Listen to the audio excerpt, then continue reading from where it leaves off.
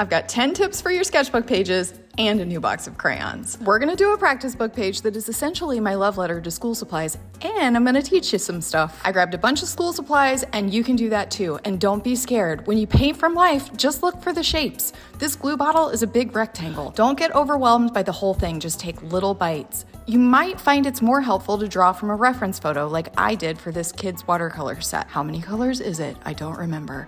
Or if you have things that you can trace, do it. You're allowed to make art easier. When I finish drawing, I put my watercolor down in very simple washes. This just means that we're not getting hung up on making it realistic because we're gonna do details later with pens and colored pencils. So this is just about adding color. My favorite tip is to leave some areas that are just white. You can leave the white anywhere and in any shape, and it's gonna make it look good. And you're like, what do I do if I'm painting something white? You're gonna take a deep breath and you're gonna put in a little gray. When in doubt, give it a gray outline. The goal here is to have fun and to keep it very loose, and you can add and make changes as you go.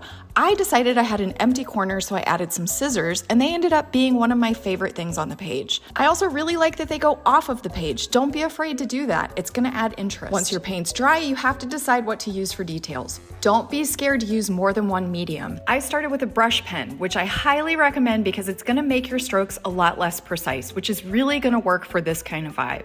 I outlined everything and added details as I saw them in my references, and then I went for colored pencils and even some crayon. Now we're gonna add the secret sauce, shadows, and you're like, nope, too hard. You can do it. I promise you, you can.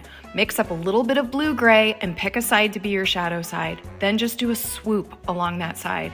You can also let it dry and darken up that side with the pen. This instantly elevates your work. And last thing, don't be afraid to be a silly goose. Just add something and see what happens. I made my crayons and pencils draw all over the page. Part of making art is learning not to stop because you're scared you're gonna mess it up. You just have to make it yours.